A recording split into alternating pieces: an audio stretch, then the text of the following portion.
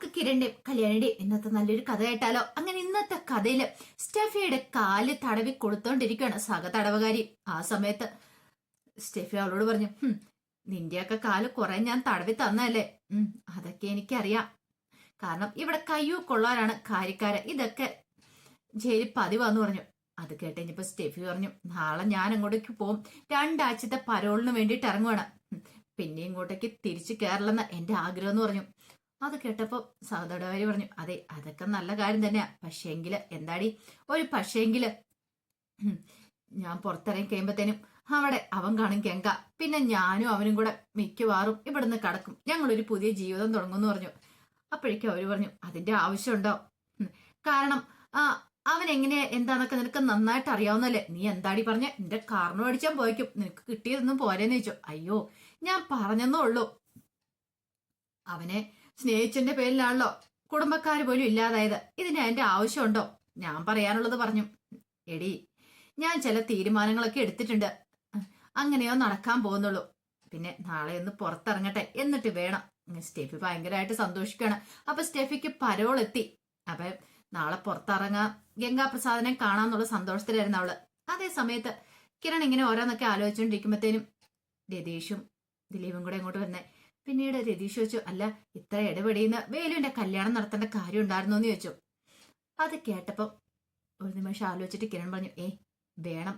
കാരണം അറിയാലോ ഗംഗാപ്രസാദ് കാട്ടി ചെന്ന് കഴിഞ്ഞപ്പോഴത്തേനും അവൾക്ക് മാറ്റം ഉണ്ടായത്. ഇനിയിപ്പൊ അങ്ങനെയൊന്നും ഉണ്ടാവത്തില്ല. എന്നാലും നമ്മള് സൂക്ഷിക്കേണ്ടതല്ലേ. ഇനി ഓരോരുത്തരൊക്കെ ചിലപ്പോ അങ്ങോട്ടേക്ക് ചെന്നെന്നിരിക്കും. അത് മാത്രല്ല ഇനിയിപ്പോ നമ്മുടെ ഇവിടെ വെച്ച് ചെറിയൊരു ചടങ്ങ് നടത്തിയെന്നുള്ളൂ. മലദേവങ്ങളുടെ മുന്നിൽ വെച്ചിട്ടാണ് അവര് മാലയിടാൻ പോകുന്നത്. അതാണ് അവരുടെ ഏറ്റവും വലിയ ആഘോഷമായിട്ട് ചടങ്ങ്. അത് അവര് അവിടെ ചെന്നിട്ട് നടത്തട്ടെ എന്നൊക്കെ ദിലീപിനോടും രതീഷിനോടും കിരൺ പറഞ്ഞു. ഇത് കേട്ടപ്പം ദിലീപ് പറഞ്ഞു, ശരിയാ ഇതൊരു നല്ല കാര്യമായിട്ടാ എനിക്ക് തോന്നണേന്ന് പറഞ്ഞു. അപ്പോഴേക്കാണ് വേലു അമലു അവരൊക്കെ അങ്ങനെ കാട്ടിലേക്ക് പോകാനായിട്ട് റെഡിയായിട്ട് വരുന്നത്. അങ്ങനെ അവരൊക്കെ താഴേക്ക് ഇറങ്ങി വന്നു കഴിഞ്ഞപ്പോഴത്തേനും രതീഷ് ചോദിച്ചു, അല്ല ഞങ്ങൾ യാത്രയാക്കാനായിട്ട് വരണോന്ന് ചോദിച്ചു. അപ്പോഴേക്കും അമലുവിന്റെ അമ്മ പറഞ്ഞു, അതിന്റെ ആവശ്യമില്ല സാറേ. വേലു ഉൾപ്പെടെ ഞങ്ങൾ 3 പേരുണ്ടല്ലോ, ഞങ്ങൾ മതിയെന്ന് പറഞ്ഞു. കിരൺ പറഞ്ഞു, കാട്ടിച്ചെന്ന് മാലയിടുന്ന ദിവസം നോക്കിയിട്ട് ഞങ്ങളെ വിളിക്കണം കേട്ടോ, ഞങ്ങൾ എത്തിയേക്കാന്ന് പറഞ്ഞു. ദിലീപിനെ കാർത്തേക്ക് ഒരു ട്രിപ്പും കൂടെ ആയിക്കോട്ടെ എന്ന് പറഞ്ഞു. 1-2 ദിവസം അവര് താമസിച്ചിട്ട് ഇങ്ങോട്ട് തിരിച്ചു പോന്നോളൂ. അത് കേട്ടപ്പോ ദിലീപ് പറഞ്ഞു, അതെ 1-2 ദിവസം ആക്കണ്ട, നമുക്ക് കുറച്ച് ദിവസം അവിടെ തങ്ങാന്ന് കാർത്തിയോട് പറഞ്ഞു. കാർത്തി പറഞ്ഞു, എല്ലാം ദിലീപിന്റെ ഇഷ്ടം എന്ന് പറഞ്ഞു. ആ സമയത്ത് ലക്ഷ്മിയമ്മ പറഞ്ഞു, അതെ ഞാൻ അമലുവിന് വേണ്ടിയിട്ട് ഒരു സമ്മാനം കരുതിയിട്ടുണ്ടെന്ന് പറഞ്ഞിട്ട് അകത്തേക്ക് അങ്ങോട്ട് കയറിപ്പോയി. അകത്തേക്ക് കയറിപ്പെട്ട് ഒരു ജ്വല്ലറി ബോക്സ് ആയിട്ട് തിരിച്ചിറങ്ങി വന്നു.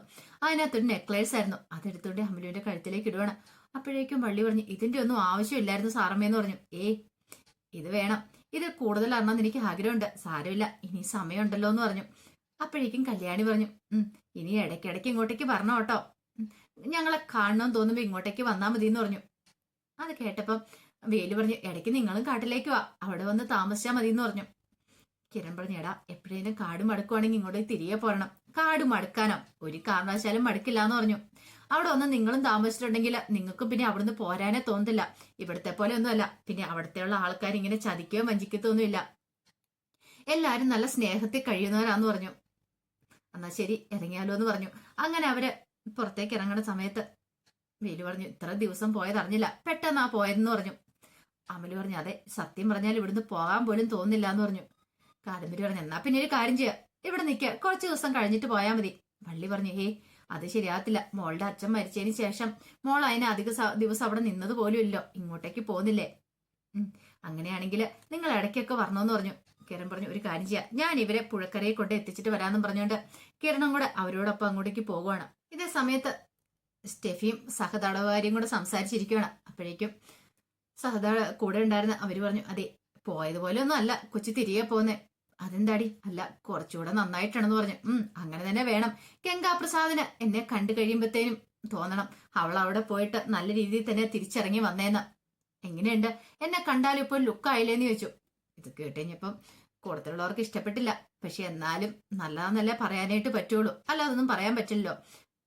ആ സമയം സ്റ്റെഫി പറഞ്ഞു, 2 ആഴ്ചയാ എനിക്ക് പരോള്, 14 ദിവസം ഉണ്ടെന്ന് പറഞ്ഞു. അതെ 14 ദിവസമുണ്ട്. പക്ഷെ ഒരു കാര്യമുണ്ട് കൊച്ചേ, ഞാനേ കൊച്ചിനെതിരെ എന്തെങ്കിലും പരാതി കൊടുത്തിട്ടുണ്ടായിരുന്നെങ്കിൽ, എന്നെ അടിച്ചെന്ന് പറഞ്ഞ് പരാതി കൊടുത്തിട്ടുണ്ടായിരുന്നെങ്കിൽ പരോള് ക്യാൻസൽ ആയി പോയനം. അങ്ങനെ എങ്ങാനും ചെയ്തായിരുന്നെങ്കിൽ ആ ദേഷ്യം കൂടെ ഞാൻ നിന്റെ അടുത്ത് തീർത്തേനം. നിന്നെ ഞാൻ വെറുതെ വിടുമെന്ന് നിനക്ക് തോന്നുന്നുണ്ടോ? ഞാൻ തീർത്തേനെന്ന് പറഞ്ഞു. ആ സമയത്ത് അവര് വെറുതെ ചിരിക്കുകയാണ്. നീ എന്താടി ചിരിക്കുന്നേ? അതെ, ഇവിടെ അങ്ങനെയാ. കാരണം ഇച്ചിരി കയ്യൂക്കുള്ളവൻ എന്തേലും പറഞ്ഞിട്ടുണ്ടെങ്കിൽ ബാക്കിയുള്ളവർ ചിരിച്ചോണം. അത് ഇവിടുത്തെ ഒരു നിയമമാന്ന് പറയണം. ഓ, അങ്ങനെയൊക്കെ ഉണ്ടല്ലേ, അതൊന്നും എനിക്ക് അറിയത്തില്ലായിരുന്നു. അപ്പൊ നീ എന്നെ ആക്കി ചിരിച്ചല്ലേ എന്ന് ചോദിച്ചു. ഓയ്, ഞാൻ അങ്ങനെയൊക്കെ ചെയ്യുമോന്ന് ചോദിച്ചു. എടി, നിന്റെ ബന്ധുക്കാരെല്ലാം ഉണ്ടോ അവിടെ? എന്തേലും പറയണോ? വേണ്ട. നീ എന്താ ഇന്ന് ഇനി പുറത്തിറങ്ങുന്ന പരോളിൽ ഇറങ്ങണേ? ഓ, ഞാൻ 4-5 വർഷമായില്ലേ വന്നിട്ട്. ഇതിന്റെ ഇടയ്ക്ക് ഒരു 4-5 തവണ പോയിട്ടുണ്ടായിരുന്നു പരോളിന്. പിന്നെ ഈ വിഷുവിന് പരോളിൽ തരാന്നാ പറഞ്ഞേ. അല്ല, നിനക്ക് ആരെങ്കിലും കാണാനുണ്ടോ? കാരണം വിഷുക്കായി നീട്ടാൻ കൊടുക്കാനുണ്ടെന്ന് പറഞ്ഞു. ആർക്ക്? എന്റെ ഭർത്താവിന്റെ ചില ബന്ധുക്കൾക്ക്. അവരാണ് എന്നെ കേസ് കുടുക്കി അകത്താക്കിയത്. അപ്പൊ അവർക്ക് പോയി വിഷുക്കായി നീട്ടം കൊടുക്കണ്ടേ? അല്ല, ഞാൻ പുറത്തിറങ്ങി കഴിയുമ്പോ ആരുടെയും എന്തേലും പറയണ വേണേ പറയാം. ഒന്നും വേണ്ട. ആണുങ്ങൾ ജയിലിൽ കിടന്നിട്ട് പുറത്തിറങ്ങുന്ന പോലെ അല്ല പെണ്ണുങ്ങൾ പുറത്തിറങ്ങിയിട്ടുണ്ടെങ്കിൽ അവരുടെ ജീവിതം അതോടുകൂടി തീർന്നെന്ന് പറഞ്ഞു. അതുപോലെ ആയിരിക്കും പിന്നെ സമൂഹം അവളെ കാണുന്നെന്നൊക്കെ പറയണം. ഇതൊക്കെ കേട്ട് ഇനിയിപ്പോ സ്റ്റെഫി ഇങ്ങനെ ഒന്ന് ആലോചിച്ചു. ഈ സമയത്ത് സരു ഭയങ്കര ആലോചനയിലാണ്. അപ്പോഴാണ് താര അങ്ങോട്ടേക്ക് വരുന്നേ. താര വന്നിട്ട് ചോദിച്ചു, എന്താ മോൾ എന്താ ആലോചിക്കുന്നേ? എനിക്ക് ആലോചിക്കാൻ എന്താ ഇല്ലാത്ത അമ്മയെന്ന് ചോദിച്ചുകൊണ്ട് സരു അങ്ങോട്ട് എഴുന്നേറ്റു. കുറെ കാര്യങ്ങളൊക്കെ ഉണ്ടല്ലോ. എന്നെ പ്രസവിച്ച ഒരമ്മ, വളർത്തിയത് വേറൊരമ്മ, അതിന്റെ ഇടയ്ക്ക് അത്യാഗ്രഹിയായ ഒരു അച്ഛനും. ഒരു പക്ഷേങ്കിൽ ഇപ്പോഴിങ്ങനെ സംഭവിച്ചില്ലായിരുന്നെങ്കിൽ ഞാൻ വല്ല ക്രിമിനലും ആയി പോയനം. അതുപോലെയുള്ള കാര്യങ്ങളൊക്കെ അല്ലേ എന്റെ ജീവിതത്തിൽ നടന്നേ. ശരിക്കും കിരൺ എന്റെ ജീവിതത്തിലേക്ക് വന്നിരുന്നെങ്കിൽ ഞാൻ ഇങ്ങനെയൊന്നും ആവത്തില്ലായിരുന്നു. നല്ല സന്തോഷത്തോടെ ജീവിച്ചാനും. ആ സമയത്തല്ലേ ദുഷ്ടം കടന്നു വന്നേ. അതുകൊണ്ടാ പലപ്പോഴും ഞാൻ കിരണിനെ ചവിട്ടി തേച്ചിട്ടുണ്ട്. അത് അച്ഛനും കൂടെ കൂടി ചേർന്നിട്ടാണ്. പക്ഷെ ഇപ്പൊ എനിക്ക് മനസ്സിലാവുന്നുണ്ട്, അച്ഛൻ അന്ന് ചെയ്തത് ചില കാര്യങ്ങൾ, അത്യാഗ്രഹം കൊണ്ട് ചെയ്ത ചില കാര്യങ്ങളൊക്കെ ഉണ്ട്. കല്യാണി ഇല്ലാതാക്കിയിട്ട് കിരണിനെ സ്വന്തമാക്കാൻ ശ്രമിച്ചിട്ടുണ്ടായിരുന്നു. നല്ലതായിരുന്നെന്ന് ഇപ്പൊ എനിക്ക് തോന്നുവാന്ന് പറഞ്ഞു. അത് കേട്ടതും താരയുടെ മുഖമൊക്കെ മാറി. എനിക്കറിയാം അമ്മയ്ക്ക് ഒന്നും കേട്ടിട്ട് സഹിക്കുന്നില്ലെന്ന്. അമ്മയ്ക്ക് അവളോട് ഭയങ്കര സ്നേഹമാണല്ലോ കല്യാണിയോട്. ദേ, എന്റെ പെറ്റമ്മയോട് ഞാനൊരു കാര്യം അപേക്ഷിക്കുക. ഈ ജീവിതത്തിൽ ഇതുവരെയായിട്ട് ഒന്നും ഞാൻ അപേക്ഷിച്ചിട്ടില്ല. ആദ്യമായിട്ടാ. ദൈവത്തെ ഓർത്ത് എന്റെ മനസ്സിൽ എന്താ ഉള്ളതെന്ന് പറയരുത്. ആരോടും പറഞ്ഞേക്കരുത്. അറിയാലോ, ആംഗ്യ ഭാഷ പോലും ആരോടും ഒന്നും പറഞ്ഞു കൊടുത്തേക്കരുത്. ഇപ്പൊ എന്റെ മനസ്സിൽ ചില തീരുമാനങ്ങളൊക്കെ ഉണ്ട്. കിരണിനോടൊപ്പം ഉള്ളൊരു ജീവിതം കിരണിനെ സ്വന്തമാക്കാൻ പറ്റിയിരുന്നെങ്കിൽ ഞാൻ ആഗ്രഹിക്കുന്നുണ്ട്. പക്ഷെ എന്റെ മനസ്സിൽ എന്താ ഉള്ളതെന്ന് ആരും അറിയാൻ പാടില്ല എന്ന് പറഞ്ഞു. അത് കേട്ടപ്പം താരയ്ക്ക് ഭയങ്കര സങ്കടമായിപ്പോയി. താര വല്ലാതെയായിപ്പോയി. എന്ത് ചെയ്യാൻ പറ്റും? സരുവിനോടൊന്നും പറയാൻ പറ്റാത്തൊരു സ്ഥിതിയായിപ്പോയി. പിന്നീട് സരു പറഞ്ഞു, എന്തേലും അങ്ങനെ എന്തേലും ആരെങ്കിലും അറിഞ്ഞിട്ടുണ്ടെ പിന്നെ എനിക്ക് ഈ അമ്മ ഉണ്ടാവത്തില്ല. അറിയാലോ, ഈ അമ്മയെ ഉപേക്ഷിച്ച് ഞാൻ എന്റെ വളർത്തമ്മയുടെ അടുത്തേക്ക് ചെല്ലുന്നേ കാത്തിരിക്കുന്ന ഒരമ്മയുണ്ട് അവിടെ. അവർക്ക് ഭയങ്കര സന്തോഷമായിരിക്കും ഞാൻ ഈ അമ്മയെ ഉപേക്ഷിച്ചെന്ന് അറിഞ്ഞാല്. അതുകൊണ്ട് എന്നെ കൊണ്ട് അത് ചെയ്യിക്കരുതെന്നും പറഞ്ഞിട്ട് സരയോ അങ്ങോട്ടേക്ക് പോയി. താരയ്ക്ക് എന്ത് ചെയ്യണമെന്ന് അറിയുണ്ടായിരുന്നില്ല. പിന്നീട് കിരണും കല്യാണിയും കൂടെ കമ്പനിയിലേക്ക് പോണ സമയത്ത് കല്യാണിയോട് കിരൺ പറഞ്ഞു, അതെ, കാര്യങ്ങളൊക്കെ എല്ലാം കഴിഞ്ഞു. കാർത്തിയുടെ വിവാഹം നടന്നു. ഇനിയിപ്പം നമ്മൾ നമ്മുടെ കാര്യത്തിൽ കൂടെ ശ്രദ്ധിക്കണ്ടേ? എന്ത് കാര്യത്തില്? അല്ല, കമ്പനി കാര്യത്തില്. ഓ, അങ്ങനെ. അല്ല, കമ്പനി കാര്യങ്ങൾ ശ്രദ്ധിക്കാൻ ഹരിയേട്ടനൊക്കെയല്ലേ? ഉണ്ട്, ഹരിയേട്ടനുണ്ട്, സരയും ഉണ്ട്, എല്ലാരും ഉണ്ട്. സരുവിന്റെ സ്വഭാവം അറിയാലോ, പഴയതുപോലെ ഒന്നുമല്ല, കുറെ ഭേദമായിട്ടുണ്ട്. പക്ഷെ അവൾക്ക് നമ്മളോട് ഇടയ്ക്കൊരു ദേഷ്യം ഉണ്ടായിരുന്നു പറഞ്ഞു. മനോഹറിന്റെ കാര്യം പറഞ്ഞു കഴിഞ്ഞപ്പോ അത് പിന്നെ അവളെയും കുറ്റം പറഞ്ഞിട്ട് കാര്യമില്ലോ എന്ന് കിരണം പറഞ്ഞു. മനോഹറിനെ പോലുള്ള ഒരുത്തനോടൊപ്പം ജീവിക്കാനായിട്ട് ഏത് പെൺകുട്ടിയെ തയ്യാറാവുന്നേ? അവൻ ചെയ്ത ക്രൂരതകളൊക്കെ പുറത്തു വന്നു കഴിഞ്ഞപ്പോഴത്തേനും അവൾക്ക് സഹിച്ചില്ല എന്ന് പറഞ്ഞു. അത് കേട്ടപ്പോ കല്യാണി പറഞ്ഞു, അവളും അത്ര പെർഫെക്റ്റ് ഒന്നും അല്ലല്ലോ. അത് ശരിയാ. പക്ഷെ എങ്കിൽ അവൾ ഒട്ടും ആഗ്രഹിക്കുന്നില്ല അവനെ പോലുള്ള ഒരുത്തനെ ഇനി സ്വന്തമാക്കാനായിട്ട്. കാരണം കുഞ്ഞിന്റെ അച്ഛൻ അവനാന്ന് പറയാനായിട്ട് അവൾക്ക് നാടക്കേടുണ്ട്. അവൻ ജയിലിലല്ലേ? ഒരു ജയിൽ പുള്ളി തന്റെ കുഞ്ഞിന്റെ അച്ഛനായിട്ട് വേണ്ടെന്നാ അവള് പറയുന്നത്. ശരിക്കും പറഞ്ഞാല് ഒന്ന് ആലോചിച്ച് നോക്കിയാൽ നല്ലൊരു കാര്യം തന്നെയാ അത്. ആ കുഞ്ഞു വളർന്നു വരുമ്പോ അവളുടെ അച്ഛന്റെ ലേവലിൽ അറിയപ്പെടാനായിട്ട്, അങ്ങനെ അറിയപ്പെട്ടിട്ട് അവൾക്ക് നാണക്കേടായിരിക്കില്ലെന്ന് ചോദിച്ചു. അത് കേട്ടപ്പോ കല്യാണി പറഞ്ഞു, അത് ശരിയാ, ഒരു പരിധി വരെ ശരിയായിട്ടുള്ള കാര്യമാന്ന് പറഞ്ഞു. തൽക്കാലത്തേക്ക് ഇനി നമ്മൾ ഒന്നിനും അവനെ നിർബന്ധിക്കാനായിട്ട് പോണ്ട. അവനെ ഒന്നിപ്പിക്കാതെ നമ്മൾ ശ്രമിക്കുമൊന്നും വേണ്ടാന്ന് പറഞ്ഞു. അതേസമയം സ്റ്റെഫി എന്ത് ചെയ്തു? പുറത്തിറങ്ങിയായിരുന്നു. സ്റ്റെഫി ഗംഗാപ്രസാദിന്റെ കൂട്ടാളികളെ കാണുവാണ്. പിന്നീട് പറഞ്ഞു, എന്നാലും അവനിത് എവിടെ പോയെന്ന് അറിയത്തില്ല. പക്ഷെ എനിക്കറിയാം, അവന് എവിടെയെങ്കിലും ഉണ്ടായിരുന്നെങ്കിൽ അവന് ഇങ്ങോട്ടേക്ക് വന്നേനം. അവൻ എന്തോ ഒരു കാര്യം സംഭവിച്ചിട്ടുണ്ട്. ആ കാട്ടിൽ പോയി പ്രശ്നം ഉണ്ടാക്കിയതിന് ശേഷം അവൻ ഇങ്ങോട്ടേക്ക് വന്ന് ദിലീപിന്റെ അച്ഛനെയും കൂടെ കൊന്നു കഴിഞ്ഞപ്പോ അവൻ സ്റ്റാർ ആയിരുന്നു, ജീവിക്കകത്തൊക്കെ നിറഞ്ഞു നിൽക്കുമായിരുന്നല്ലേ പറഞ്ഞേ. പക്ഷെ ഇപ്പൊ അവനെ കുറിച്ച് ഒരു വിവരവും ഇല്ലല്ലോ.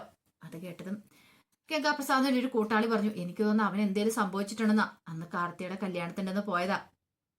ചിലപ്പം ആ കിരണിന്റെ കയ്യിലെങ്ങാനും പെട്ടോന്ന് അറിയത്തില്ല. കിരണിന്റെ കൈ കിട്ടിയിട്ടുണ്ടെങ്കിൽ അവനെ അവര് കൊന്നു കുഴിച്ചു മൂടി കാണുമായിരിക്കും എന്ന് പറഞ്ഞു. അത് കേട്ടപ്പോൾ സ്റ്റെഫി പറഞ്ഞു, അങ്ങനെയാണെങ്കിൽ അവരൊന്നും ഞാൻ വെറുതെ വിടത്തില്ല. എനിക്ക് ഇതിന്റെ സത്യാവസ്ഥ അറിയണമെന്ന് പറഞ്ഞു. അല്ല ഇതിപ്പോ എന്ത് ചെയ്യാനാ? കംപ്ലൈന്റ് കൊടുക്കണമെന്ന് പറഞ്ഞു. കംപ്ലൈന്റ് കൊടുക്കാനോ? അതെ, അവനെ കാണുന്നില്ലെന്ന് പറഞ്ഞുകൊണ്ട് ആര് കംപ്ലൈന്റ് കൊടുക്കും? ഞാൻ കൊടുക്കും. എനിക്ക് കൊടുക്കാതിരിക്കാൻ പറ്റില്ല. കാരണം ഞാനും അവനും കൂടെ ഒന്നിച്ച് ജീവിക്കാൻ തീരുമാനിച്ചവരല്ലേ. അപ്പൊ ഞാൻ കൊടുക്കും കംപ്ലൈന്റ്. എനിക്കറിയണം അവൻ എന്ത് സംഭവിച്ചെന്ന്. അവൻ എന്തെങ്കിലും സംഭവിച്ചിട്ടുണ്ടെങ്കിൽ ഞാൻ ഒന്നിനെയും വെറുതെ പെടത്തില്ല. ആ കാർത്തികയുടെ അമ്മേനെ സഹിതം എല്ലാത്തിനെയും ഞാൻ ശരിയാക്കുമെന്ന് പറഞ്ഞു. പിന്നെ അവൻ ജീവിച്ചിരിപ്പില്ലാന്ന് അറിഞ്ഞിട്ടുണ്ടെങ്കിൽ അവനുള്ള ലോകത്തേക്ക് ഞാൻ പോവുകയും ചെയ്യും. അവന്റെ ധൈര്യം ഇന്നുവരെ അവൻ ആരുടെ മുന്നിൽ തല കുനിച്ചിട്ടില്ല. ആ ധൈര്യം എന്നെ അവനിലേക്ക് അടുപ്പിച്ച് ഞാൻ അത്രമാത്രം അവനെ സ്നേഹിക്കാനും കാരണം അതാണ്. അതുകൊണ്ടാണ് ഞാൻ പറഞ്ഞത്, അവനെ ഒരു പോറൽ പോലും ഏറ്റിട്ടുണ്ടെങ്കിൽ എനിക്കത് സഹിക്കാൻ പറ്റില്ലെന്ന്. അതുകൊണ്ട് ഞാൻ പരോളിന് ഇറങ്ങിയിട്ട് തിരികെ കയറുന്നതിന് മുമ്പ് സത്യാവസ്ഥകളൊക്കെ അറിയാൻ പറ്റണം. ഇനി അത് അറിയാൻ പറ്റിയില്ലെങ്കിൽ തിരിച്ചിറങ്ങണ സമയത്ത് ഞാൻ അറിഞ്ഞിരിക്കും. പക്ഷെ ഒന്നിനെ ഞാൻ വെറുതെ വിടത്തില്ല. ചെന്നൈന്ന് 3-4 പേരോട് വരാനായിട്ട് പറഞ്ഞിട്ടുണ്ട്. എന്താണെങ്കിലും ഒരു കാര്യം ഞാൻ ഉറപ്പിച്ചു, പരാതി ആദ്യം കൊടുക്കട്ടെ.